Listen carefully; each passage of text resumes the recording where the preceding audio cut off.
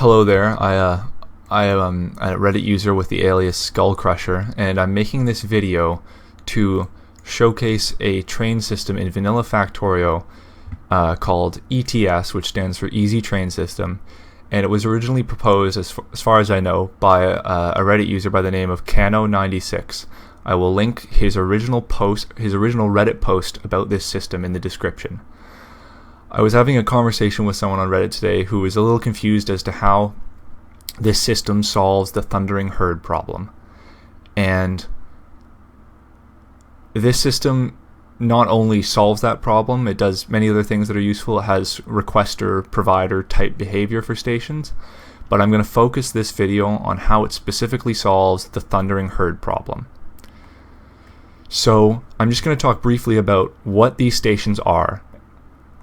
Right now, I have imitated a situation in which all production has shunted. All buffers at all stations are full. Nothing is loading, nothing is unloading in this system.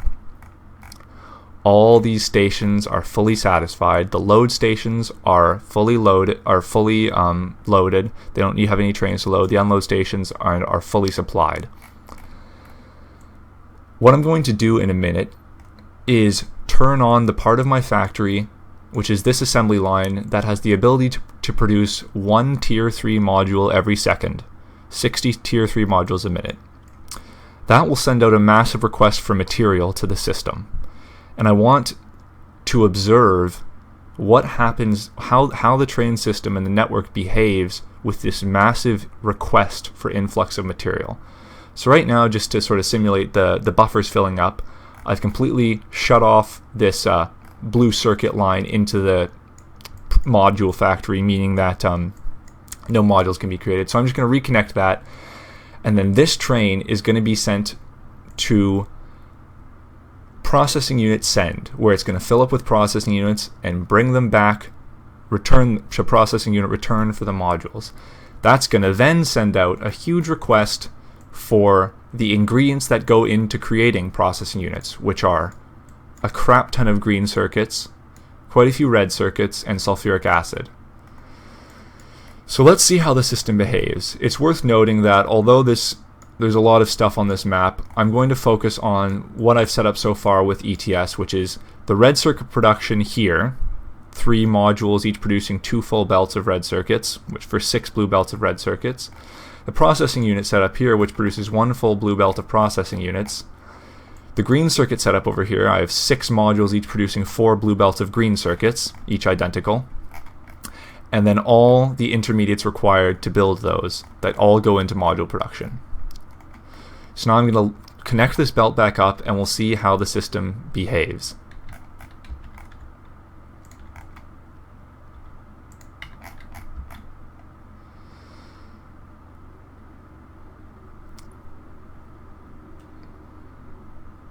Train's off.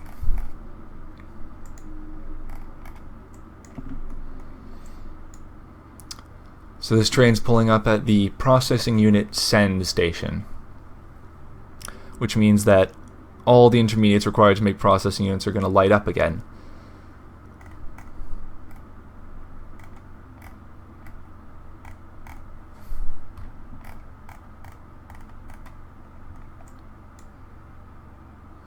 Assembly lines going again. Processing units are being nommed up. Now watch carefully when a train leaves its station. Not that one, not the processing unit train. I'm talking about a supply train. Let's see which one's close to emptying. That one's 23K, 9.3K, 10K, 27K. 15K. Might take a minute, but right now, in the state where everything has become filled and all trains are idle, supply trains will wait at the unload stations. All plastic trains have the basic schedule: plastic return, plastic send, full, empty, etc. Plastic return, plastic send, plastic return, plastic send. Plastic return, plastic send.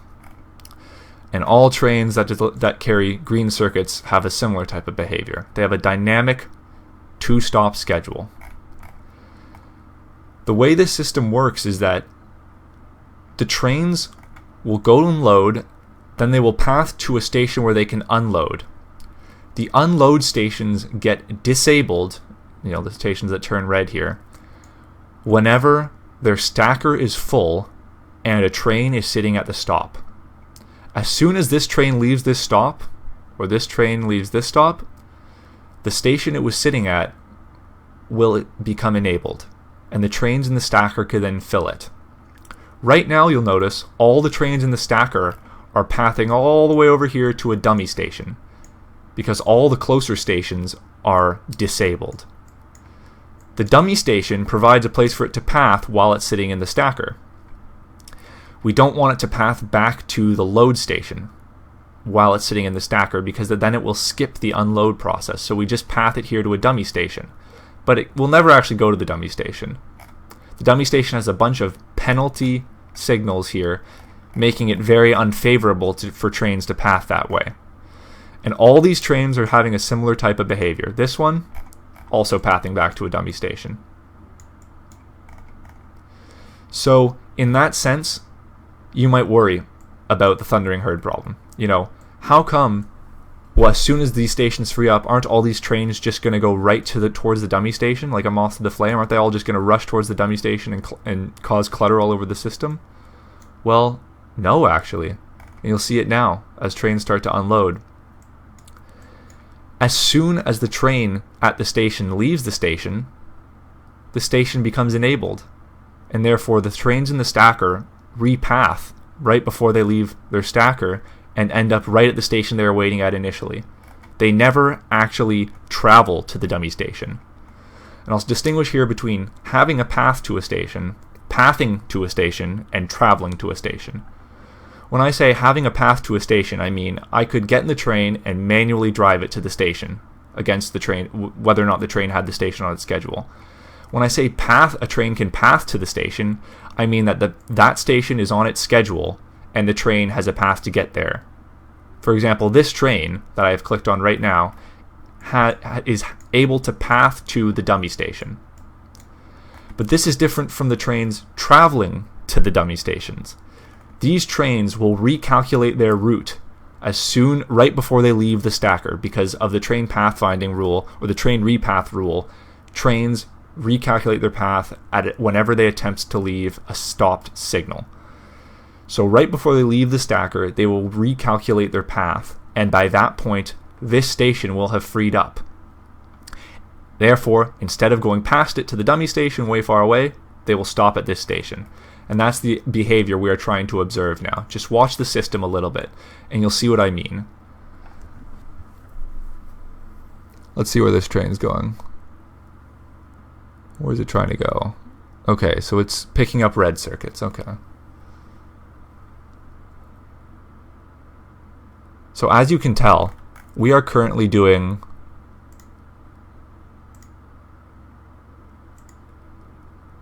over the last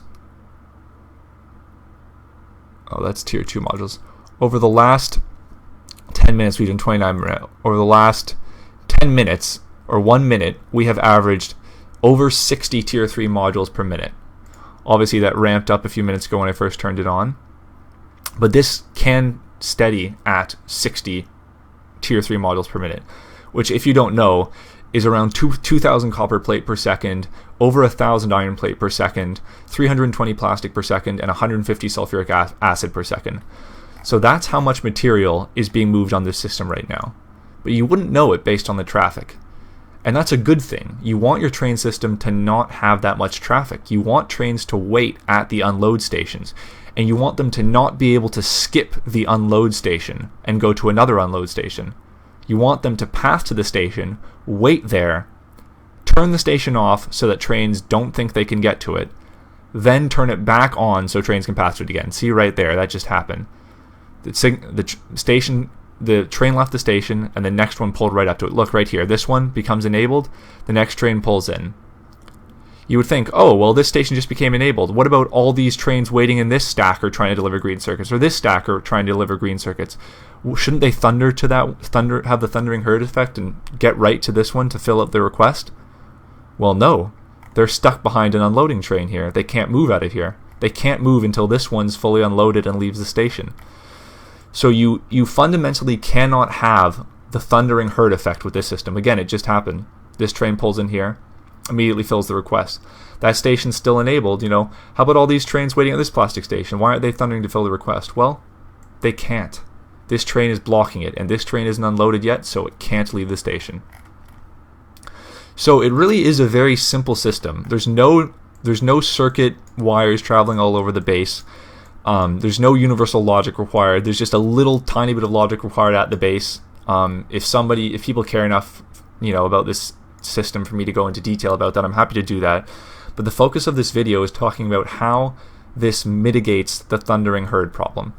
And for those of you that don't really build many modules, I'll just pull up the requirements for. These are the Kirk McDonald Factorio calculator requirements for 60 tier 3 modules a minute.